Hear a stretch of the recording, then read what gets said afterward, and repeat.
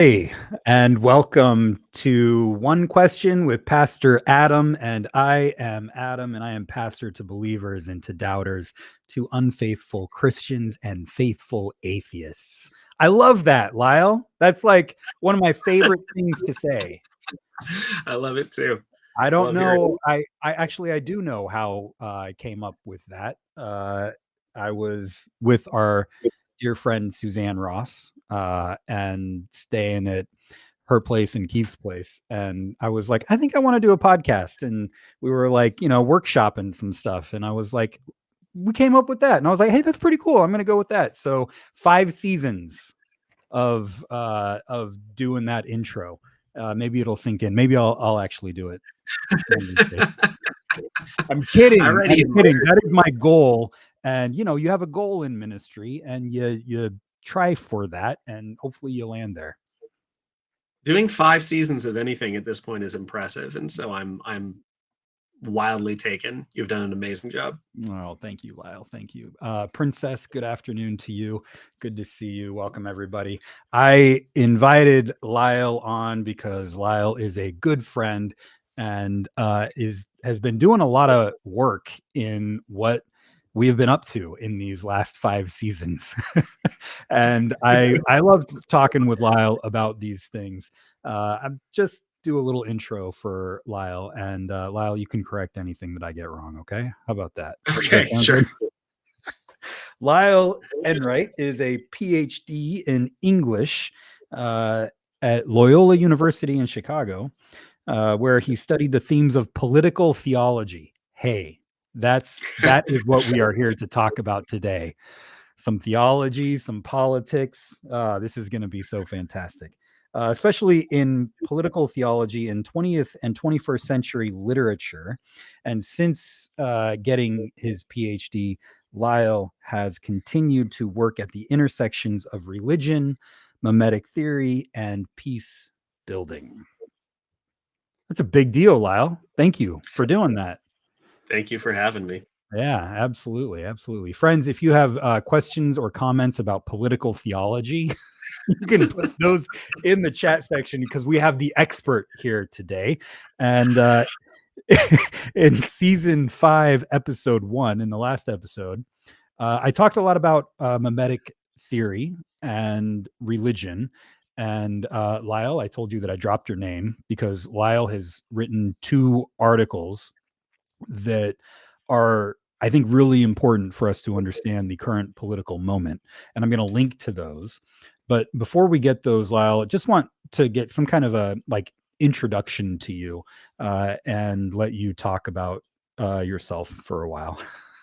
And I wanted to ask you like, what is the big deal with mimetic theory? Like what has mimetic theory done for you, especially in your understanding of God, your grappling of faith? Mhm. What is the gift that mimetic theory has given to you? Well, getting me to talk about myself unguided for 30 seconds is really difficult. Getting me to Mhm. talk about mimetic theory is easier. Um, Good. I'd say so. I started studying mimetic theory at Loyola, I want to say around 2015. I actually took a self study course with Andrew McKenna, um, who was a student of Girard's and a friend of ours. And very quickly, I was taken by how mimetic theory really did seem to notice a pattern inside of great literature, modern literature. That was I'd been trained in more of that kind of postmodern mode of like doubt the patterns you see in anything. Mm. And yet in Girard's first book, in Deceit, Desire, and the novel, he seems to be pulling a thread that's really there about this kind of intuition into human relationships. And being effectively a theologian who snuck into an English program, I immediately took that in direction of what are the implications here once I learned that Girard took them in that direction as well. And the two things that really transformed me were one, learning to understand mimesis um, as kind of convertible with original sin in a way, but it helped me make new sense of that. In a way For that I think Allison has done a lot of that, Yeah, yeah, right? yeah. For anybody who's like catching these words for like the first time, we've talked about these before on the show, like mimesis and that. But if you could give like a quick, this is what mimesis is referring to. Sure. So if mimesis is the idea that I don't want something until I see someone else wanting it, and that at the end of the day, I really want to be another person. I think it's Soren Kierkegaard who ends up saying the depth of despair is wanting to be anyone other than yourself. Mm, Girard basically says that's the human condition in total. We are all wanting to be someone other than ourselves. And the idea of original sin in Christianity as being this kind of fundamental alienation from God that all humans experience. Girard helped me understand that as those two things are related. My wanting to be anyone other than myself mm, is part of how I experience my alienation from God, my rejection of the love of God, and my attempt to find it in other places and in other people. And that inevitably leads to violence. It leads to bigotry. It leads to so many of the small ways that we experience pain and grief on a day-to-day basis. Um, from there, it helped me recognize how much of the violence in the Bible is human violence being ascribed to God, that much more often God is describing the consequences of human action. And a lot of the time where God is acting violently in the Bible, it's actually quite reasonable and plausible to understand it as human violence getting attributed to the divine.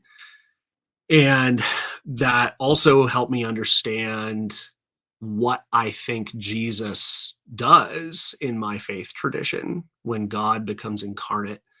mm, What God is truly doing is not only revealing to humanity the depths of our wickedness, the depths of our violence, but God is also announcing the depths to which he will go to save us mm, by entering into the depth of the human condition, which is death, which is hell, fundamental alienation. God announces in very concrete political terms, I will go there with you and I will not leave anyone behind. So that is where mimetic theory brought me in my faith, and really redoubled my conviction, my zeal, if you will, as a Christian, in my sense of that my faith puts me in solidarity with all people. So that's what's continued to motivate my work since finishing my doctorate. it's beautiful. Tanya says, "Wow." Cliff says, "Amen." Caroline says, "Amen." Yeah, that I got, as you know, I got it tattooed on my arm. Jesus Yep.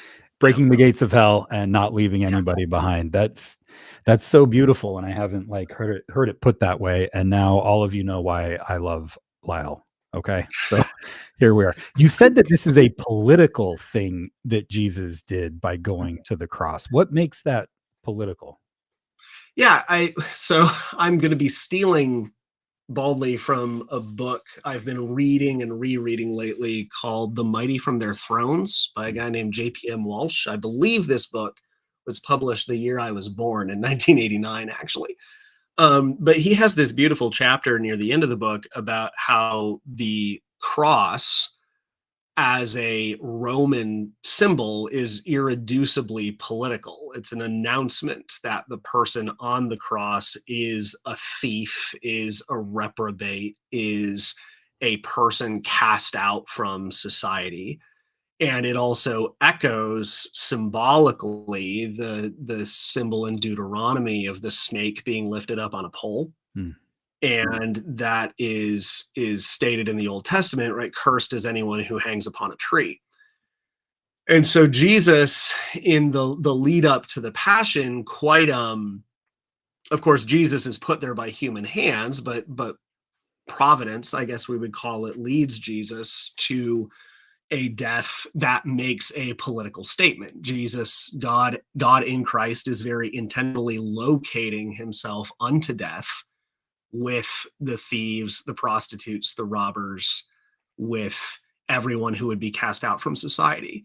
And so that identification of being one of the cast-offs, even in the moment of death, becomes an invariably political statement when Jesus then rises from the dead, and the New Testament recognizes this murdered thief as vindicated by God.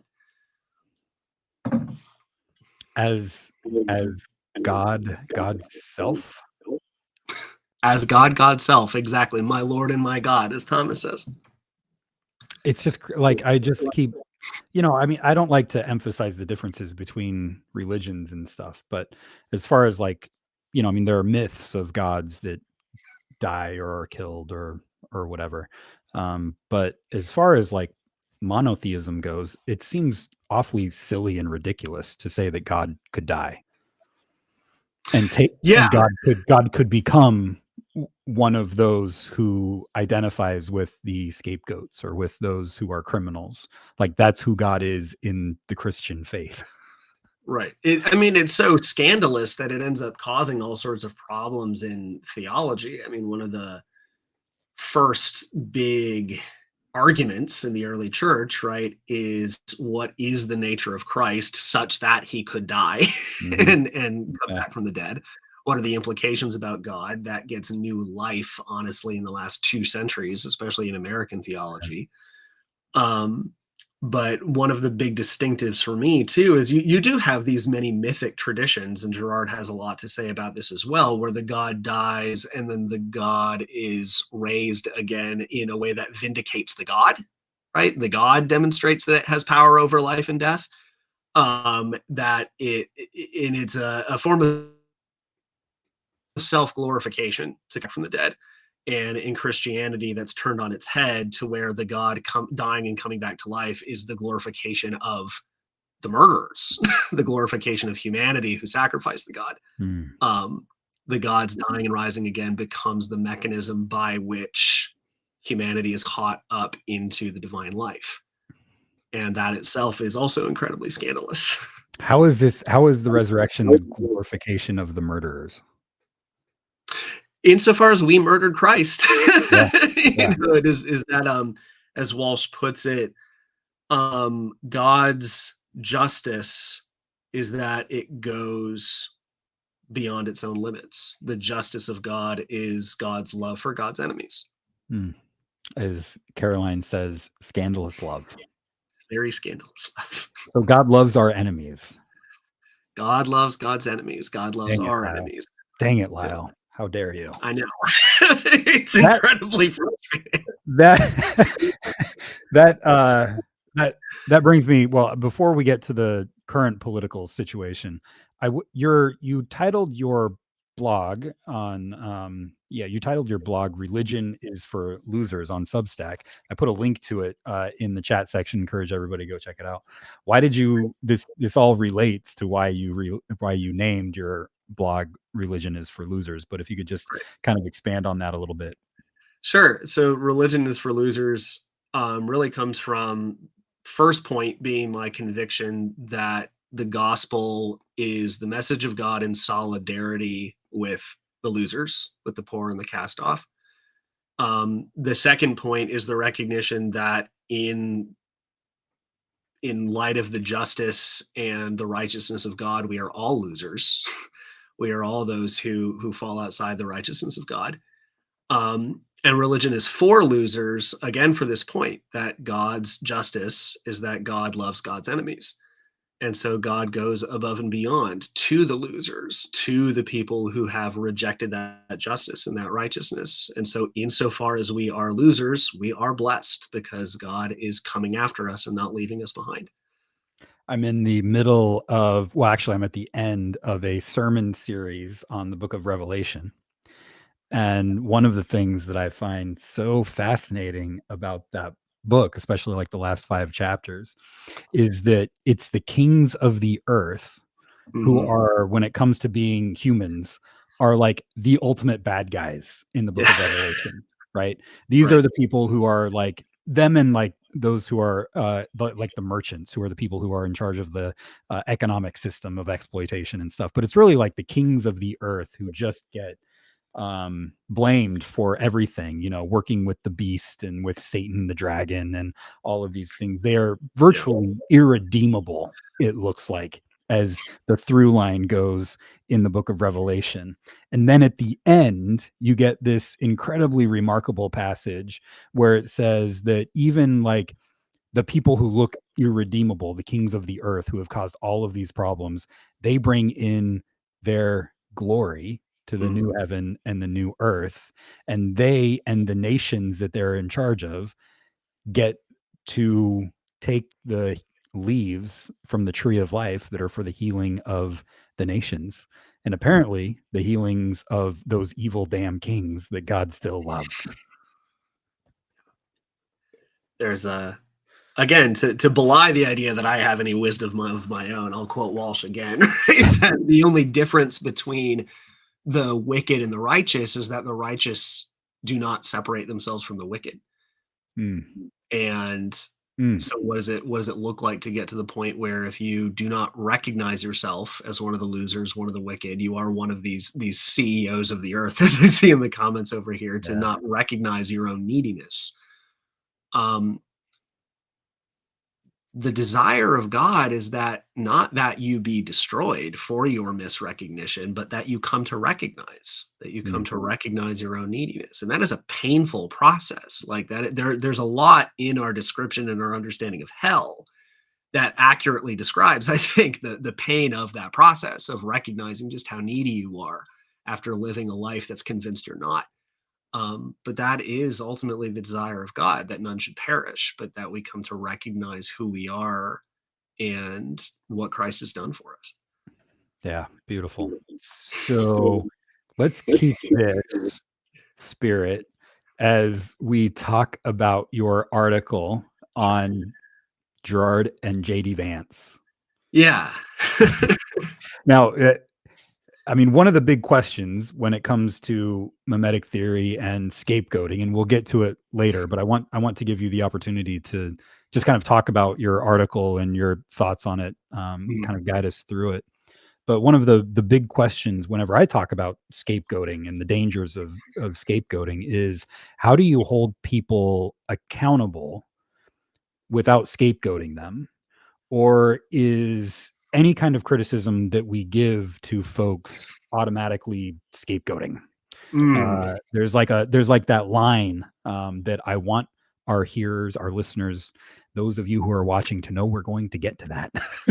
Because that is like one of the big questions that people keep sending me after I do an episode on this. And Lyle, I know that you have all the answers to that. So I'm just preparing you and them for your wisdom on this. So tell us a little bit about Gerard and JD Vance. So the reason I wrote about it is because I had been quoting Gerard a few times on my Substack, and then one of my readers had kind of offhandedly mentioned to me, "Oh yeah, mimetic theory isn't JD Vance big into that kind of thing?" And I'm like, I hope not. But apparently, I've never been able to drudge the clip back up, but apparently JD Vance name dropped Gerard in one of his speeches. And at very least, he did cite Gerard quite extensively in a 2020 article he wrote for a publication called The Lamp, titled "How I Joined the Resistance," which is one of a number of ironies threaded throughout that article.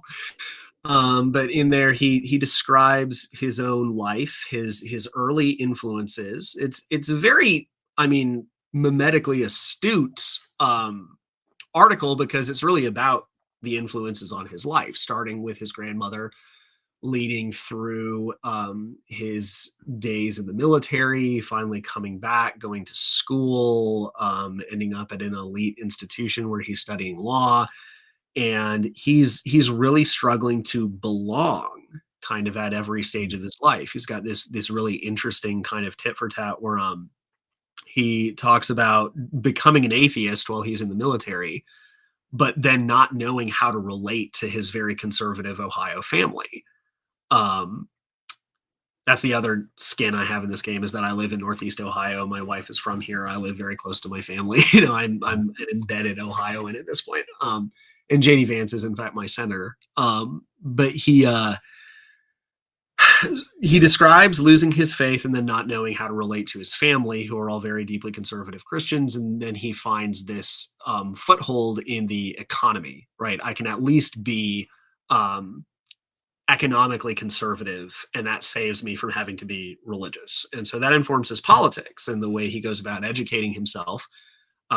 He finds himself deeply embedded in philosophy. He's reading Augustine, especially a lot at this point, and finding himself doubting maybe my atheism isn't all it's cracked up to be. And that's when he listens into a lecture by Peter Thiel, who is, I don't know how familiar we are with Thiel here, but billionaire investor, one of the major investors in Facebook early on. Thiel himself very influenced by Rene Girard's mimetic theory. It was part of what motivated him to invest in Facebook in the first place, because he saw the power of imitation and realized Facebook was gonna capitalize on that and get really big.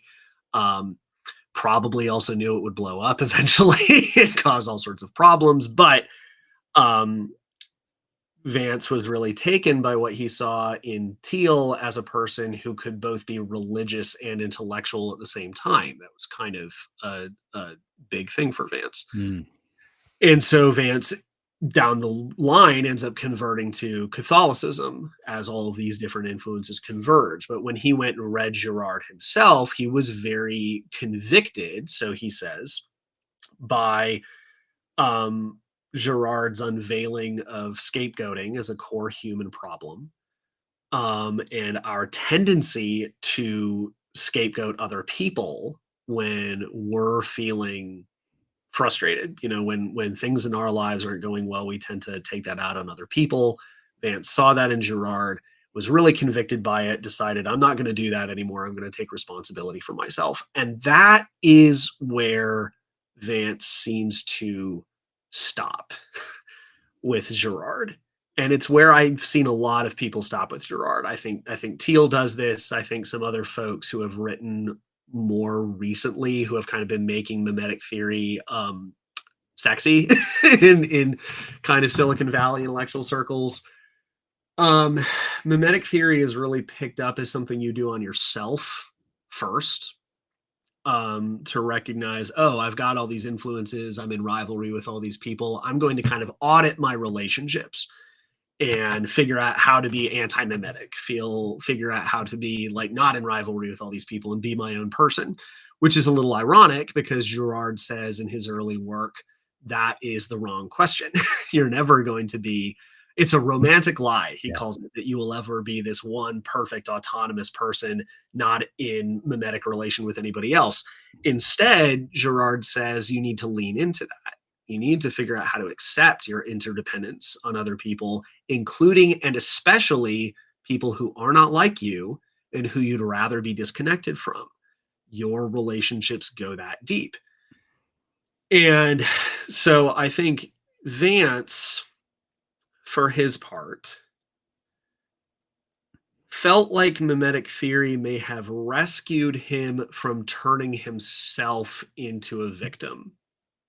And what he means by that is blaming other people for his problems when really he had a lot more personal responsibility that he could have taken. It's very that American kind of bootstrap mentality.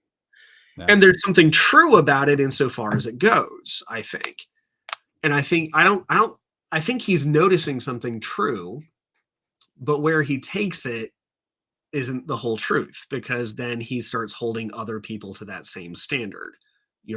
This is how he views childless cat ladies, for instance. You've made yourself a victim and you're blaming other people for your problems. It's time for you to take responsibility for yourself. I think like that's his whole politics smashed into one line. Right. And it's not just you have made yourself a victim. It is, I'm telling you that you have made yourself a victim, no matter what you think about it. It is bad to be a childless cat lady. Right. That's his view. Yes. Now, if you ask childless cat ladies, if they think that they're victims, some may say yes, some may say no, I'm living my best life right now. Yep. But that mentality is, if you think you're living your best life right now, you're not, because I know what's best for you. Mhm. Right. And Yep. you're not happy. Whereas, I don't know, I saw something recently where uh some Trump supporters were saying that these people aren't happy, and you can tell that liberals aren't happy or whatever and stuff. And I'm like, looking at Donald Trump, I'm like, this man does not look happy. Is this projection going on here? I don't know. Now I'm Right. getting Nor right does now. he particularly seem to care whether other people are happy, Right. right? Even if it's his own supporters. And I think Yes. that's Yes.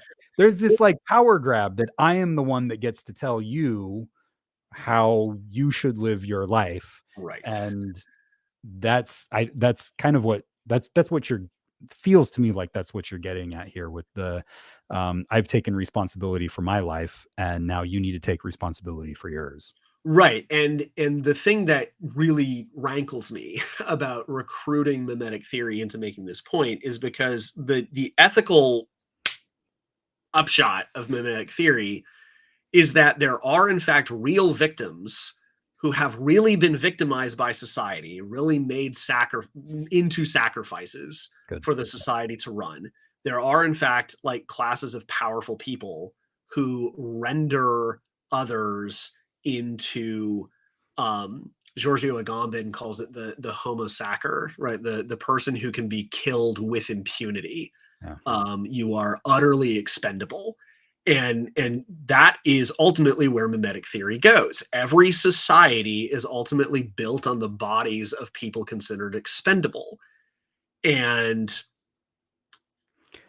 when that happens, to reduce that to saying, oh, you've made yourself a victim and that's your problem, is to really miss the point of the larger body of Girard's work. And that's really what motivated me to start writing about this, because I don't want people to start associating what to me has been a really transformative body of thought with this kind of very moral reduction Yeah. that refuses to recognize the ways in which people really have been victimized. Yeah. Yeah. We've got some comments here I want to bring in. Dina says he's going to save women whether they want it or not. You probably heard that yesterday. Cliff says blaming people for their own existence. We get this. Well, I mean, we get that with LGBTQ folks, especially our trans siblings at the moment. They don't. The idea is that trans people don't really exist, and we know what's best for you, right? And also with tragically, Vance got caught up in um, the Haitian immigrants Right. eating cats and dogs. Yep. This is What are your thoughts on this? Well, I mean, my thoughts really begin and end at the point where he says that, like, it really doesn't. He effectively said it didn't matter to him whether the story was true or not, so long as it got people to pay attention to the plights of actual American people. Well, the plight of, I mean, you can go and hear what my governor said, Governor Mike DeWine, who responded saying, none of this is true. I've actually spent a lot of time with the Haitians. The reason the Haitians are here in the first place is because they were invited to come in because Springfield was trying to jumpstart its economy and was facing a labor shortage. And other people in Ohio did not actually want to do the jobs. And so immigrant labor, invited immigrant labor, legal immigrant labor, built that city in a lot of ways. It's the reason why it is today. And I think the rumor starts from that simmering resentment of people doing exactly what Vance accuses other people of doing, right? I'm upset that somebody took a job I didn't want until someone else had it. And now I'm going to complain about them. And it's turned into a national crisis, frankly, driven by people who say it doesn't matter to me whether or not it's true, it's getting attention. And that's the thing that really throws me on the question of I was looking for a long time on whether or not I could find a kind of logical link between how Vance justifies his application of mimetic theory and yet Yeah. still behaves in these ways. And a friend of mine reminded me, look, at the end of the day, people are sinful, people are inauthentic, and at base roots, one of the clearest expressions of sin is a kind of deliberate stupidity, right? Mm, There mm, might not really be a logical link other than, he says one thing and does another, you know? And at that level of kind of bold hypocrisy, you do feel, well, what do I do now? you know? yeah, yeah, yeah. Oh goodness. Jillian says again, Trump said yesterday that he was going to protect the ladies, whether they like it or not. This is, and like one of the plans from our fellow Christians is to make it so that the ladies don't get to vote, and the men of the household get to vote for everyone in the household. Yeah. This is getting like I would I would think like years ago that this would be like totally fringe. But actually, people that were in Trump's administration 4 years last time he was president have this idea, Mhm. and people that still support him, so he could bring them back in. It's like this doesn't feel like super fringe. It feels ridiculous to me, anti-American, but it's just crazy, Lyle. Yeah, and I get a little shell shocked every time this conversation comes up, honestly, because I mean, I'm more familiar with my religious tradition than I am with the vagaries of U.S. politics, right? But I'm still trying to figure out how Christianity in America and evangelicalism especially kind of took this tumble down direction into this place of effectively idolatry is Yep. what it is. But also it's just total inability to recognize itself, to be self-critical. Um, we have that story in the Bible of God hardening Pharaoh's heart, right? And it's hard to not see a parallel with my own religious community that I come out of, um, going through something really similar, and I'm not always sure what to make of it. Yeah. Yeah. But It's hard to know, for sure. one thing that before I lose the thread, you've been Yeah. using the line a few times of like, we know what's best for you. And I do think that that's one of the kind of places you get to. I mentioned mimetic theory being used by some of these people as a kind of self-help format first.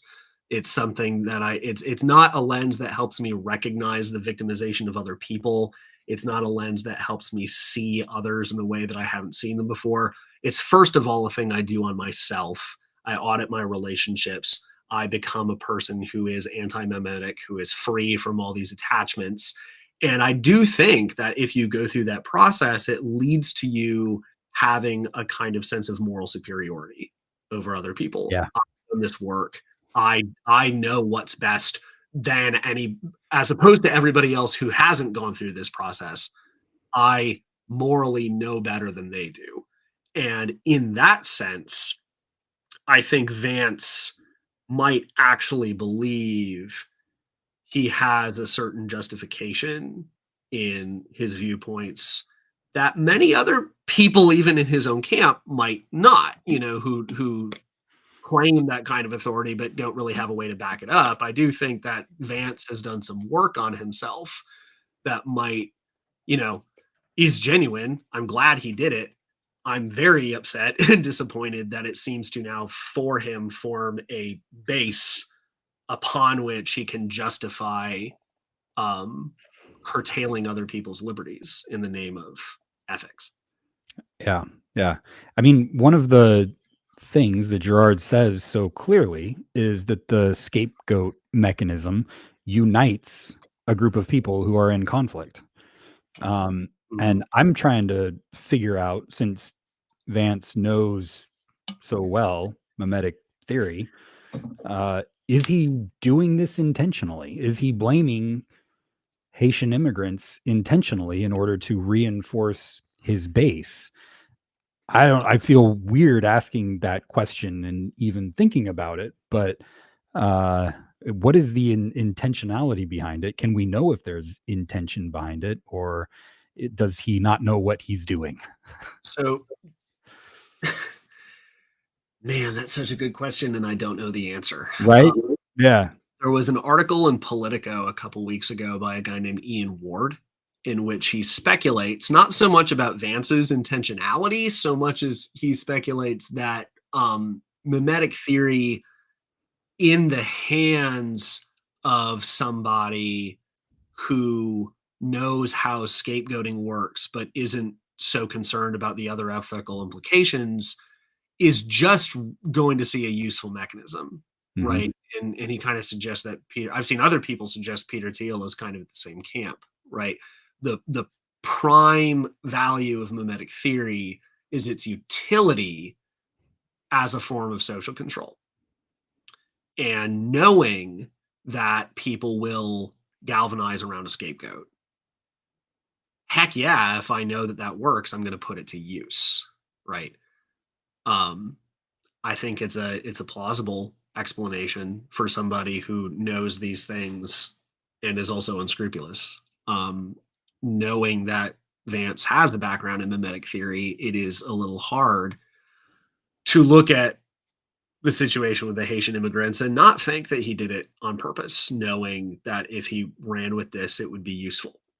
I don't know how far down he intended it. I don't know how far ahead he was thinking. I don't know how deliberate it was.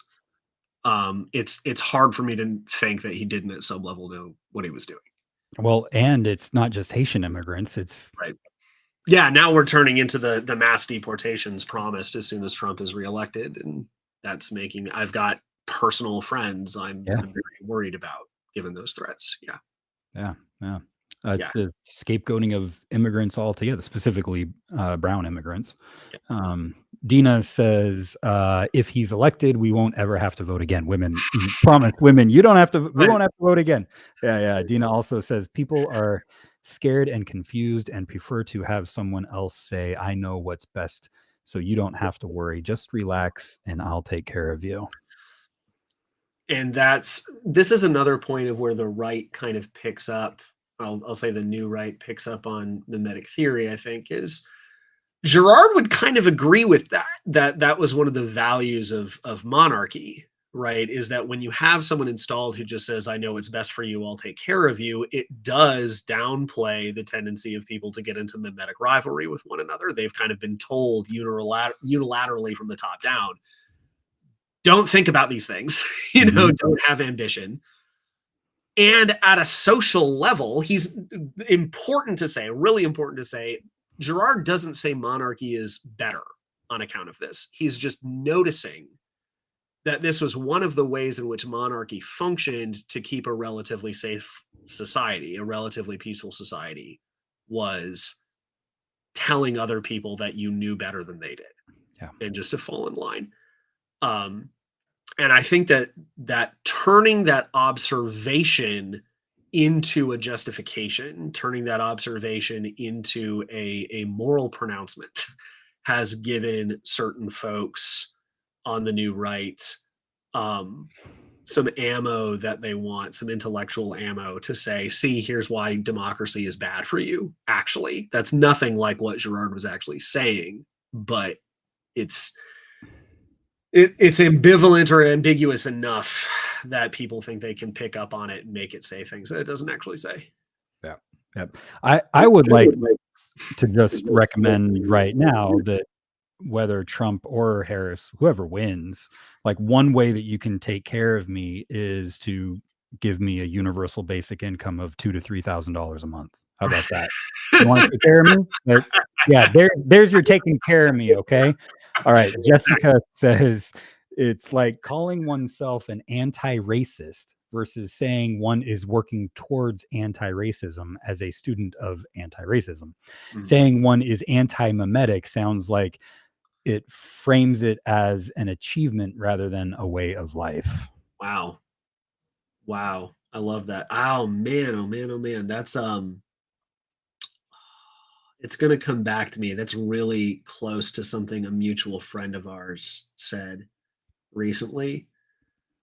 Um Oh, it was Julia Robinson Moore Mm. telling me that she personally doesn't use the language of reparations when she's doing work of racial conciliation, because to her, reparations implies that, I get what I'm owed and then I go away, right?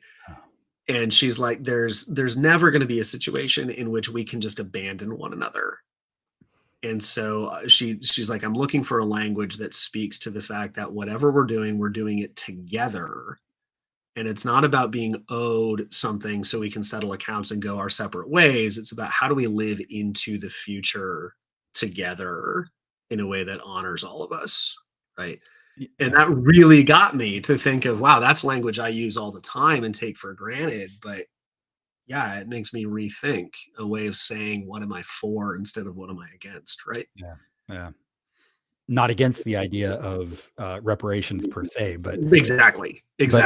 how do we stay in relationship? Yeah. Right. Whatever we do about our social problems, the one option we do not have is settling accounts and going our separate ways. Yeah. Yeah. But Good. we do, in fact, owe one another justice. Absolutely.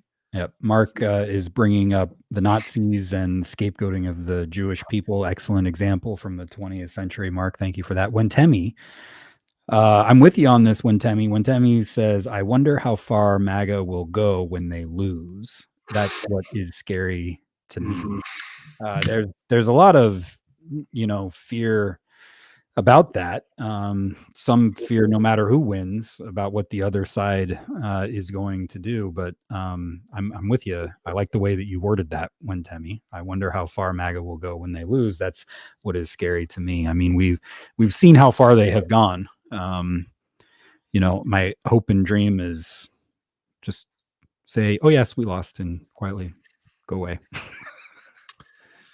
If only. If only. I guess I don't know. I was talking with I went to see my therapist yesterday, and he said, "Adam, no matter what happens, two things are true. I have people in my life that I love and who love me." It was very sweet. It was a very sweet thing to say. And the second thing he said is that when people go through a crisis, I've been through a crisis, multiple crises this last year. It's another damn growth opportunity. And he says nations go through this. We in the United States have had multiple damn growth opportunities, Mhm. and whatever happens, we're going to have another one coming up. That when Temi, that does not answer your question, and didn't make me a whole lot less anxious when he said it, but kind of help put things into a little bit of perspective for me. The thing that Not we Go ahead. the thing that's so hard to remember, right, is that everyone in MAGA also has people who they love and who love them. Hmm. We can debate about how good they are at loving half the Yeah, time, yeah, to fall into the ideologies they've fallen into, right? But they are the image of God and they are capable of love. And what they're doing right now is it is a scar on the soul, right? That is the terrible reality of human beings. On an eternal level, we do things we cannot take back. mm, And the possibility for redemption and for healing and for repentance has to be held out. At the end of the day, if we're going to curtail how far these people will go yeah, and the damage they're willing to do, they have to have some place they can fall back on. There have to be spaces of belonging that are waiting to receive them instead of to just cast them out into the outer darkness. I don't say that knowing how to make that work. I don't say that knowing how I would personally respond to someone who might riot at the Capitol for the second time, right? But I do know that if I'm going to mitigate any violence that might happen, it's because a space needs to be made available for something other than violence to happen. And that can only happen in a life giving space, not one that's going to hold you up for chastisement for the rest of your life. You know, we can debate whether she's being authentic when she says this, but I'm just going to bring that up, Tanya. Thank you. Yes. Yeah. When Kamala says disagreements don't make us into enemies, Mhm. and when she says people that disagree with me, I want to leave room at the table. Now, whether she's a politician, we can be very cynical about this, and whether she's a Mhm. politician just trying to say the right things that will get her elected, I don't know. I want to believe that she's being genuine about that, right? Mhm. And she has created space for MAGA who have not been MAGA, who have gone in a different direction, to talk with her. I mean, I get I get the heebie-jeebies whenever I see Liz Cheney, right, and Dick Cheney, right? There are many of us on the left who would be like, "Nah, please don't do that." Um, but she's doing it, right? Better her And than us, right?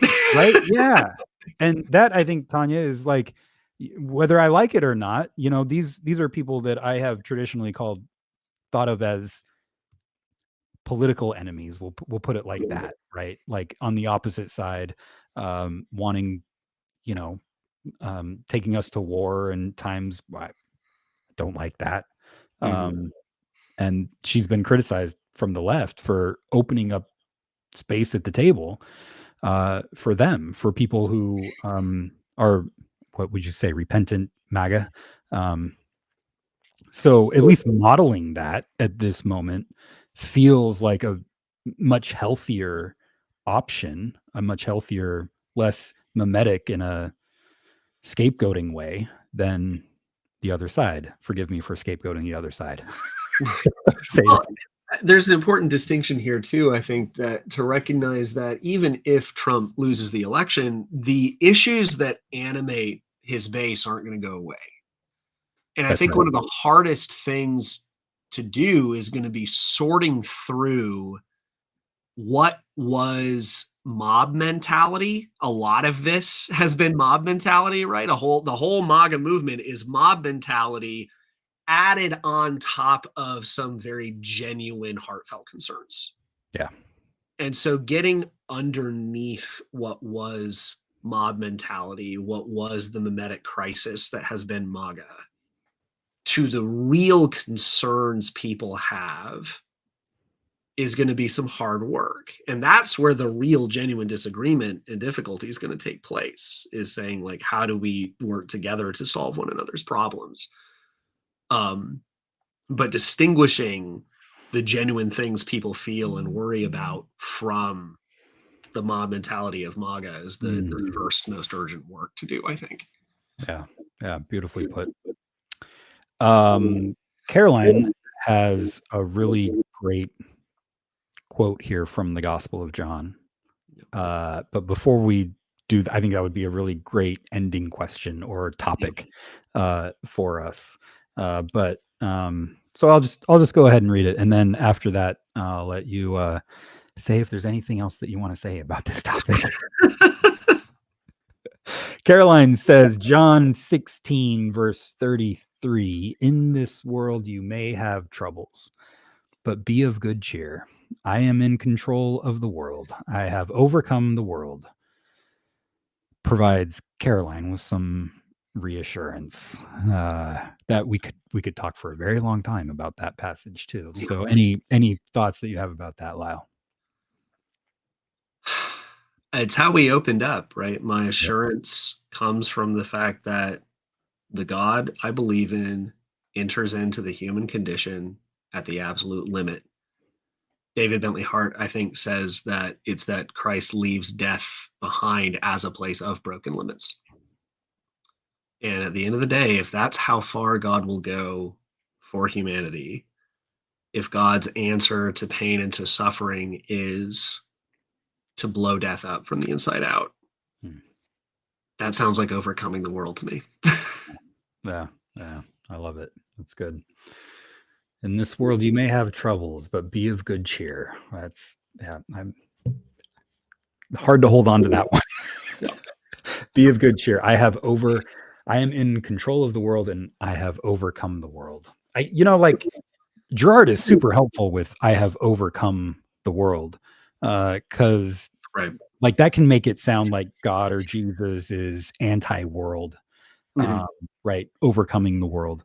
But Gerard like really helped me with this by framing it as what is the world based on? As you Mhm. said earlier, from the very beginning of human culture was formed out of an act of scapegoating, Right. right? The We can all understand this. Like when groups of people are in conflict, the easiest way to wash away that conflict is to scapegoat someone to have a common enemy.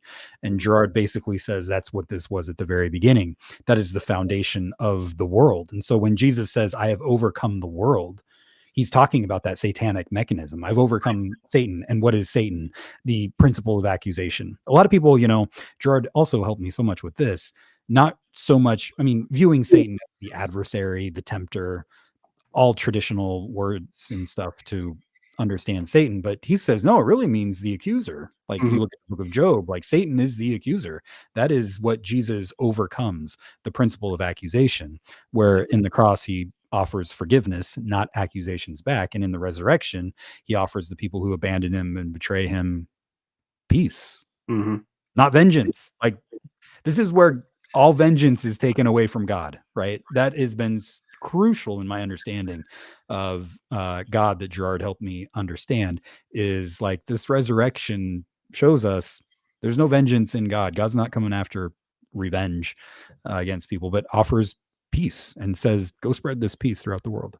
The That's, moment that changed my life, yeah, yeah. I must have been 21, 22 years old in college, an evangelical college. I've been inundated with, um, the kind of very new reformed Calvinistic take. I'm secretly an atheist at this point because I'm just, or I guess we would call it a misotheist. I believe God exists and that I hate him and I don't care what he does to me. Um, Hmm. and I have a friend of mine who's unpacking for me Thomas Aquinas, actually, and he comes to me with this phrase that I have been unraveling and trying to live out for the last 15 years now.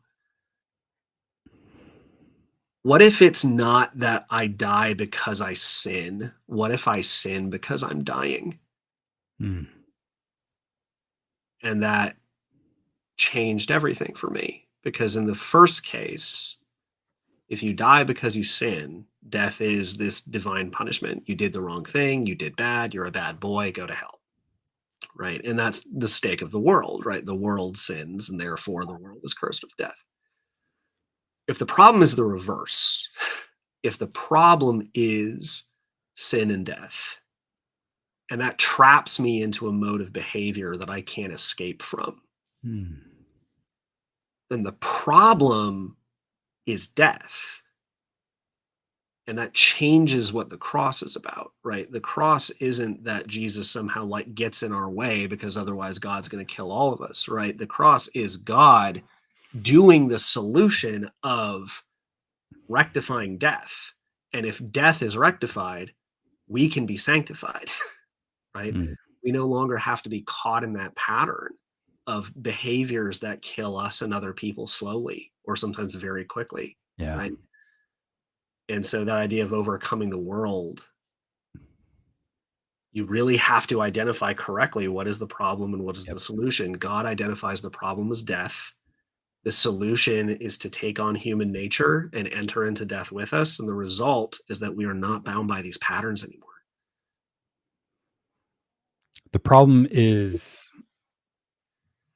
death that comes as the result of people sacrificing one another.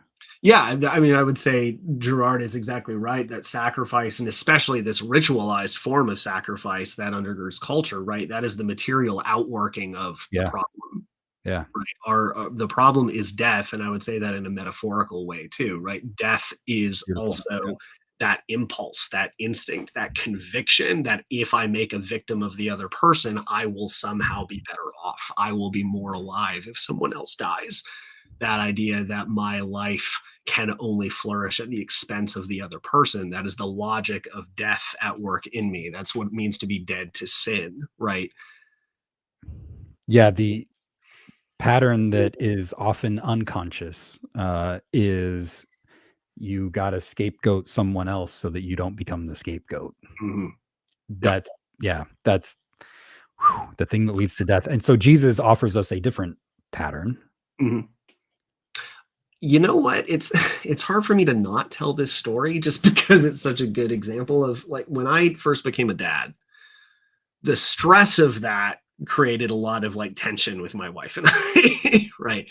And it was the first time I felt like I recognized what it felt like to me to be dead in my sin, you know? I'm Mm, just constantly in this pattern of blaming her for the stress I feel, for my inability to do the things that I want to do, for my, not wanting to, I can't budge and everything's her fault. She's against me. Um, and so there is this very real logic of I'm never going to get my justice unless she somehow is not exactly punished, but proven wrong, right? Like this all starts with her recognizing I'm right and have been the whole time. And I had several moments where I knew I was wrong. I knew that I was really getting into it, and I couldn't stop myself. I couldn't stop myself from having that fight all over again. yeah. And there was a time where we were sitting at the dinner table doing this again when I just in that moment felt a really clear physical sensation of like, all of our thoughts and choices, our electrical impulses running through our body, right? And I felt that single spark traveling up my spine on the Mm, way, the spark of self-justification running up my body on the way to my brain. And I had a choice. I was given a choice that I hadn't have before, which is you can either shut up right now and do this differently, or you can keep trying to justify yourself, keep making it about her, keep making her the scapegoat. One of those choices will make your life infinitely easier from here on out. The other one will make it harder and harder and harder. And that was just a very physical, material expression to me of what honestly what Christ does in me. It feels a little trite maybe to say that God died so that I wouldn't fight with my wife anymore, right? But that is one of the building blocks of our death, of our violence, is those small things. And the transformation of God happens at the level of those small things, right? beautiful. Thank you, Lyle. I hope that was helpful. I hope it was edifying. Uh, It's the best way I can think of to explain some of these things. I hope that they're helpful. that was helpful. Thank you. Thank you. Thank you, everybody, for being here. We will do it again next week on One Question with Pastor Adam. Tanya says, "Love this story." Nicely done. Yeah. Tanya, I'm glad. So, friends, we'll do it all again next week. Thank you, Lyle, for being here. Again, you can keep up with Lyle at the wonderfully named Substack. Religion is for losers. Let's go, baby. Let's go. Yeah, Lyle, anywhere else people can keep up with you at? You know what? I would give you my Twitter and my Facebook, except I jumped off of those a couple months ago. I'm trying to protect my attention. So the best place really is visit me at Religion for Losers on Substack, sign up so that I can have your email. And if I ever decide to jump over to my own website, I'll still be able to contact you. Um, that's where I'll give my news from now on. And I would love it if you signed up. I'd love to stay in touch. I love hearing from people. I love answering questions in the same way you do. I love being here because of the way you answer questions and create space for this. So thank you for having me. Thank you, my friend. It's always great to see you. Jessica says, Jessica got the wow today, by the way. You gave Jessica the wow with her comment earlier. Jessica says, Lyle does a great job explaining these things. Thank you. So thank you, Lyle. Yeah, Cliff, Caroline, and Tanya all say thank you. We all say thank you, Lyle. Thank you for being here. And friends, yeah, we will do this all again next Friday. One question with Pastor Adam. If you have questions that you'd like to explore, please feel free to send them to me over social media, or you can email me. You can do that too. So anyway, friends, hope you have a great rest of your day. And until next time, God be with you.